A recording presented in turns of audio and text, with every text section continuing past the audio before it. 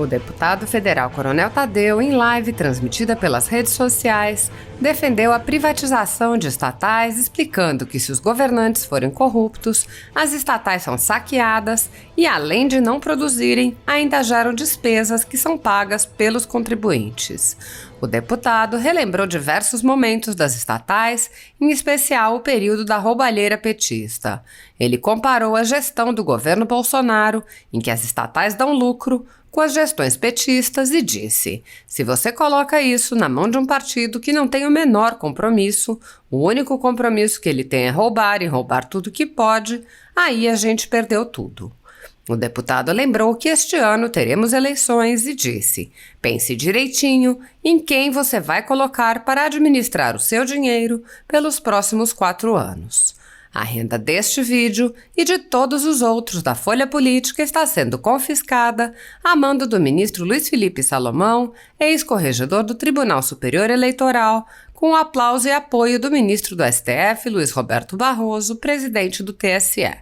A decisão do ministro, sem base jurídica, manda confiscar toda a renda da empresa para inviabilizar suas atividades. Se você apoia o trabalho da Folha Política e pode ajudar a empresa a sobreviver, doe qualquer quantia pelo Pix, utilizando o QR Code visível na tela ou o código ajude@folhapolitica.org. Caso não utilize Pix, há a opção de transferência bancária para a conta da empresa Raposo Fernandes, disponível na descrição deste vídeo e no comentário fixado no topo. Há quase 10 anos, a Folha Política vem mostrando os fatos da política brasileira, cobrindo os 3 poderes e dando voz a pessoas que o cartel midiático não quer que sejam ouvidas.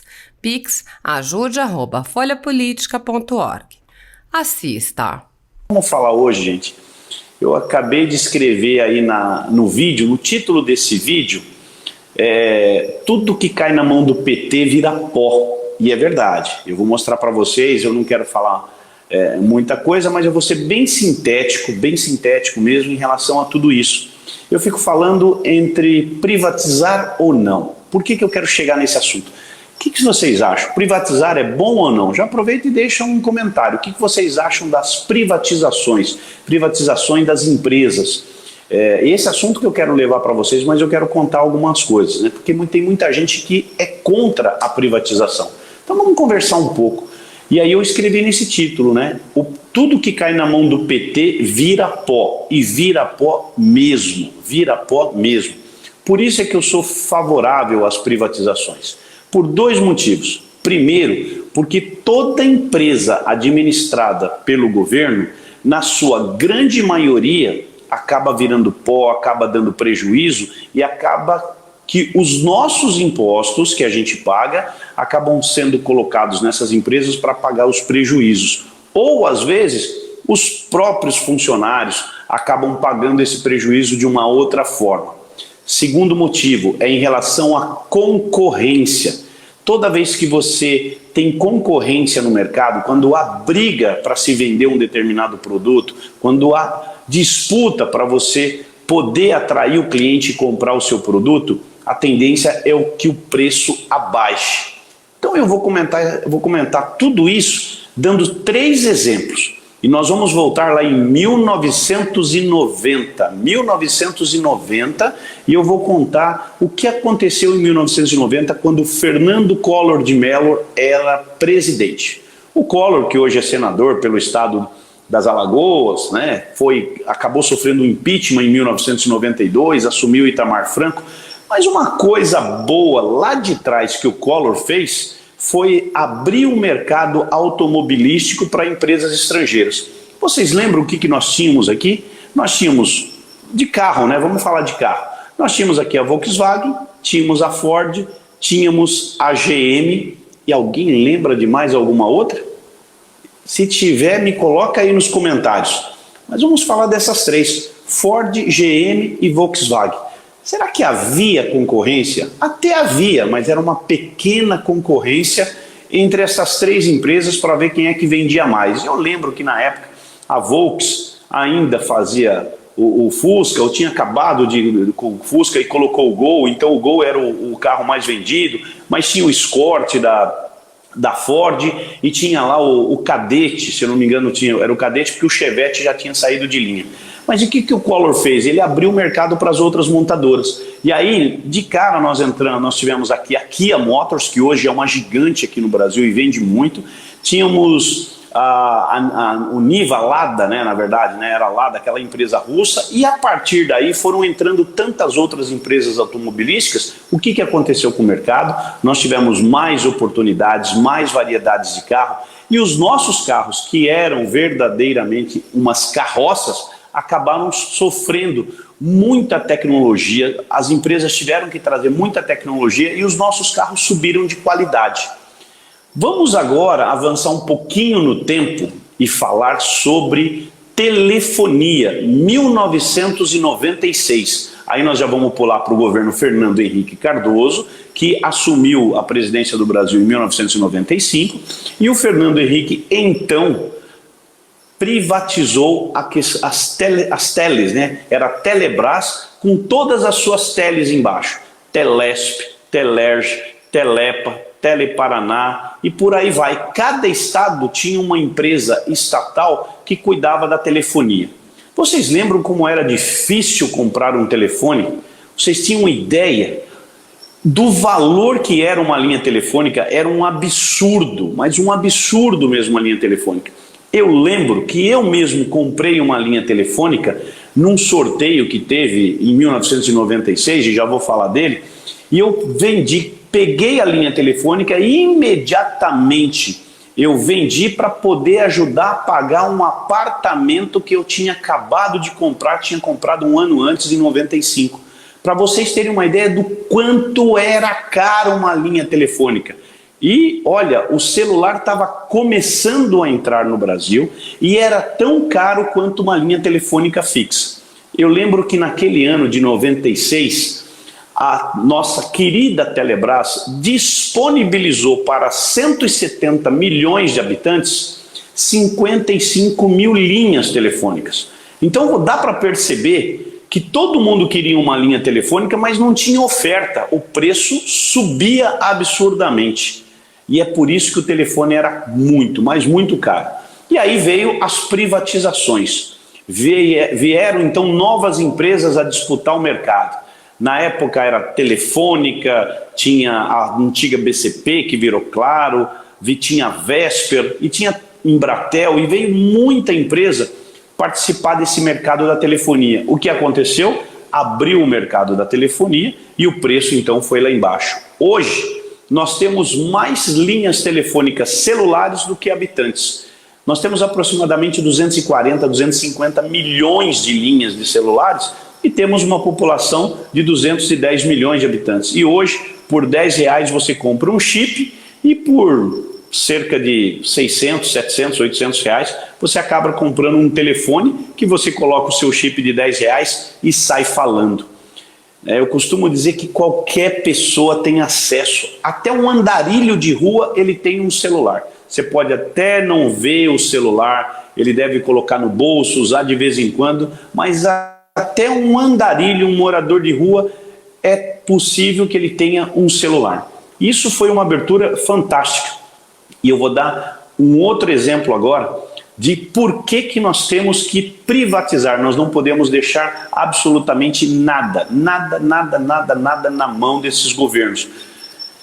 Há exceções, e eu quero falar dessas exceções, mas vamos falar da Petrobras, né? A Petrobras, uma empresa brasileira que tem um grande capital do governo federal, um capital que teoricamente ele é nosso, porque foi os nossos impostos que comprou essa empresa, e ele tem uma parte hoje que é dividida em ações. E a Petrobras ela sobrevive da venda do petróleo. Ela tira hoje 2.200.000 barris de petróleo por dia.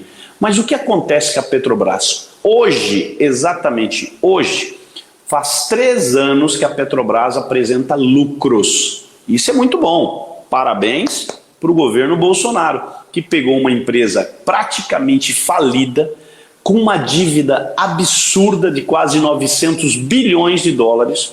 E quem deixou essa dívida? O PT. O PT, quando invadiu o governo, assaltou a Petrobras de todas as formas. E eu vou contar um caso para vocês que me chama muito a atenção. Em 2008, se eu não me engano, se minha memória não estiver falhando, mas foi por aí, em 2008, a Petrobras pegou uma parte da sua empresa e colocou na Bolsa de Nova York e fez um IPO ou IPO, né? Oferta Inicial de Ações, traduzindo o que é IPO para o português, né? Fez uma oferta inicial. Naquele dia, na Bolsa de Valores, foi a maior oferta de ações que o mundo já viu. Não foi a Petrobras, o mundo já tinha visto. Foram arrecadados cerca de 75 bilhões de dólares. É muito dinheiro, muito dinheiro.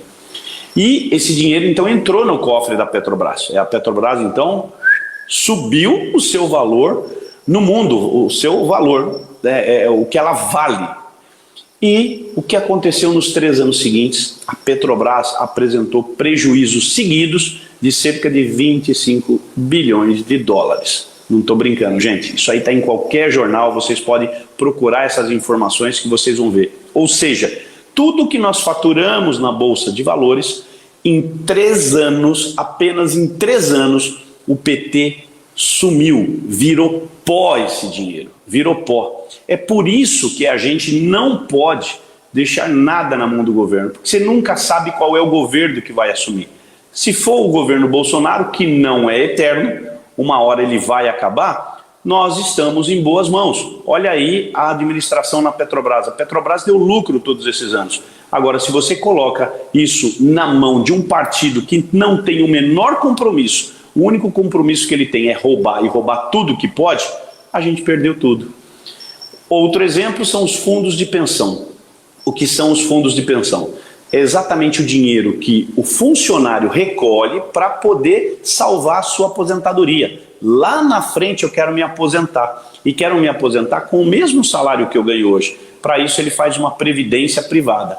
Muito bem, esse dinheiro vai para um fundo de pensão e esse fundo vai coletar milhões, bilhões de reais para poder administrar esse dinheiro da melhor forma possível, para poder pagar a aposentadoria daquele funcionário que pagou a vida inteira para poder ter uma aposentadoria melhor.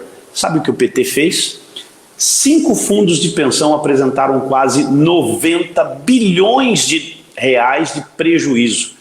Do Fundo do Brasil, da Caixa Econômica Federal, da Petrobras, dos Correios e da Eletrobras. São 5 fundos bilionários. O PT simplesmente foi lá e garfou o dinheiro dos trabalhadores. Opa, não é o Partido dos Trabalhadores roubando o próprio trabalhador? Guarda essa aí, meu amigo. É para você saber que o PT não tem dó nem de trabalhador. Ele não tem dó mesmo. Se ele tiver que aceitar assaltar o trabalhador, ele vai assaltar mesmo, com toda a força, toda a energia e toda a vontade. Ele vai roubar tudo, tudo que pode. Uma vez eu escutei um discurso de um deputado do Rio Grande do Sul, que ele dizia assim na tribuna: me diga uma empresa do governo que o PT não tenha assaltado. E ele ainda falava assim: tu tem até o final do ano para me dar uma empresa que o PT não tenha assaltado. E é a pura verdade, o PT assaltou todas as empresas. Quem é da roça aí, quem é da lavoura, sabe muito bem o que eu estou falando, né? Quem tem plantação de milho tem medo de gafanhoto, porque gafanhoto, quando ataca uma plantação de milho, derruba a plantação, não sobra nem o talo. Isso é o PT quando ele está administrando alguma coisa. É sempre assim. E não é só no governo federal, não. São nos governos estaduais e nos governos municipais. Nós temos que tomar muito cuidado. Quando você tem um partido como esse que quer administrar, é a mesma coisa que não tem ninguém administrando. Vamos fazer uma comparação entre a grama da sua casa e a grama da calçada. Quem é que cuida da grama que está do muro para dentro? É você que cuida. Você vai lá, corta a grama, molha a grama, joga água, capricha no jardim. E a grama que está do lado de fora? Será que tem alguém responsável? Não tem. É mais ou menos isso que acontece, é terra de ninguém. E aquela grama, coitadinha daquela grama do jardim, vai ficar mal cuidada, vai ficar feia. Se não for o morador de vez em quando ir lá dar uma cuidada naquele jardinzinho da rua, ninguém vai cuidar. O dele ele cuida. É por isso que tem que ter dono. E tem uma frase que eu quero encerrar esse vídeo agora com vocês, que diz o seguinte: por que a vaca não entrou em extinção e as baleias estão em extinção há muitos anos? Por um simples motivo: a vaca tem dono, tem quem cuida dela, a baleia não tem. A baleia está lá, ninguém quer cuidar, ninguém quer saber disso. Então, por esse motivo, traga esse exemplo para a administração pública.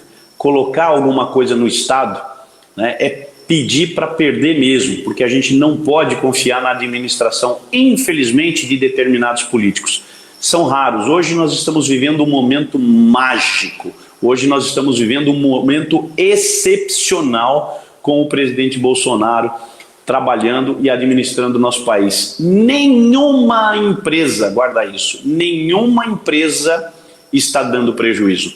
Todas estão apresentando lucros, mas é uma exceção.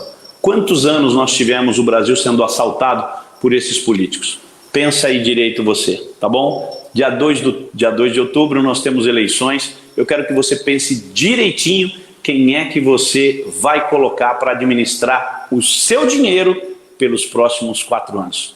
Galera, minha continência para vocês. Um bom final de semana, um bom final de domingo, que daqui a pouco vai todo mundo para a cama dormir, e uma boa semana. Fiquem com Deus e até amanhã às 22h30. Forte abraço.